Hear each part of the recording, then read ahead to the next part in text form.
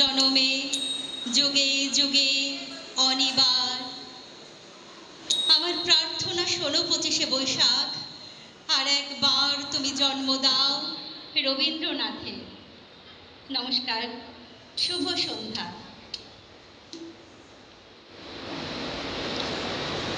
আজ এক বিশেষ অনুষ্ঠানে আপনাদের সামনে আমরা উপস্থিত হয়েছি।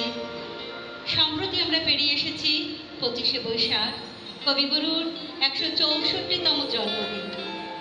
যদিও কবিগুরুর জন্মদিন উদযাপনের জন্য কোনো বিশেষ বা নির্দিষ্ট দিন ধার্য করতে হয় না, প্রতিদিনই তার জন্মদিন।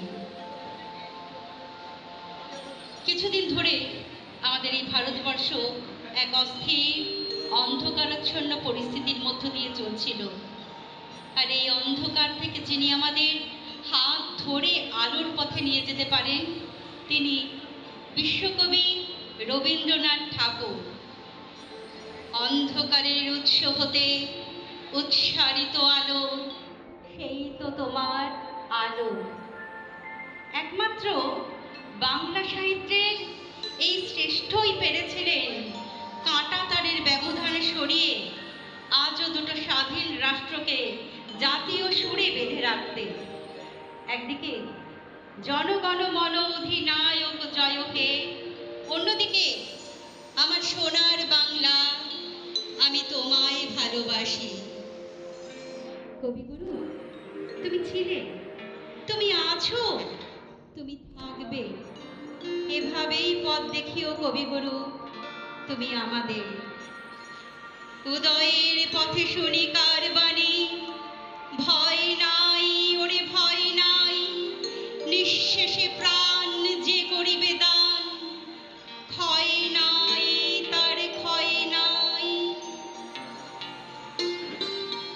রবীন্দ্রনাথ যদি গঙ্গা হন, তাহলে কাজী নজরুল ইসলাম তাকে কি বলবো? ব্রহ্মপুত্র নাকি গোদাবরী নাকি সিন্ধু? নদের মতোই প্রবাহমান ছিল তাদের ধর্ম। রবীন্দ্রনাথ এবং নজরুল দুজনে একই দেশের এবং একই ভাষার, আর এই দুজনের সমসাময়িক উপস্থিতি আমাদের জীবনে এনে দিয়েছিল এক অভিনব জয়। 38 বছরের বড় রবি নজরুলকে দিয়েছিলেন অগ্রজের স্নেহ।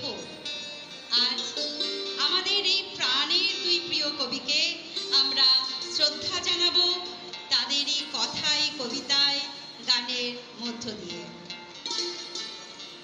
আমরা মূল অনুষ্ঠানে ফিরব, তার আগে আমরা আপনাদের সঙ্গে পরিচয় করিয়ে দেব আমাদের যন্ত্রসঙ্গীতে যারা সহযোগিতা করছে তাদের সাথে। আমি অনুরোধ করব মিউজিশিয়ানদের আপনাদের নিজ নিজ জায়গায় উঠে দাঁড়িয়ে একটু আপনারা পরিচয় করে।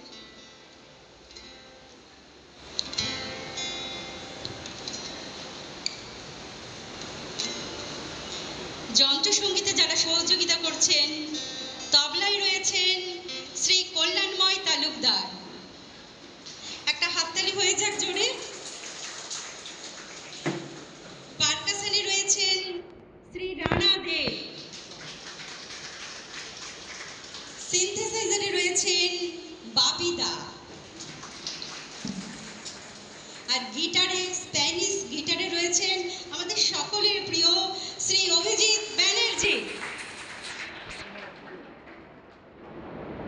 আর এখন আমাদের একটা সম্বর্ধনা রয়েছে। আমাদের আজকের অনুষ্ঠানের প্রধান অতিথি রয়েছেন শ্রী সোমনাথ গড়াই এবং শ্রীমতী কল্পনা গড়াই।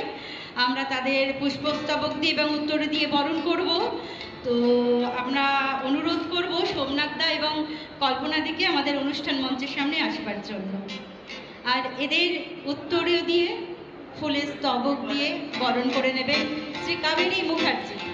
কাবেরী দিকে অনুরোধ করব অনুষ্ঠান প্রাঙ্গণের সামনে আসার জন্য।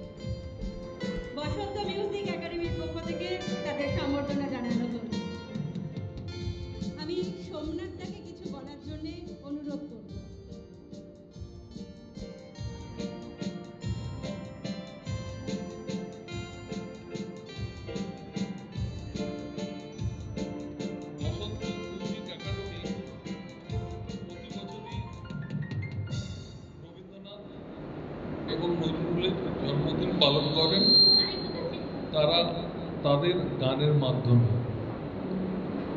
এটা তো নিশ্চয়ই খুবই সুন্দর ব্যাপার এবং তাদের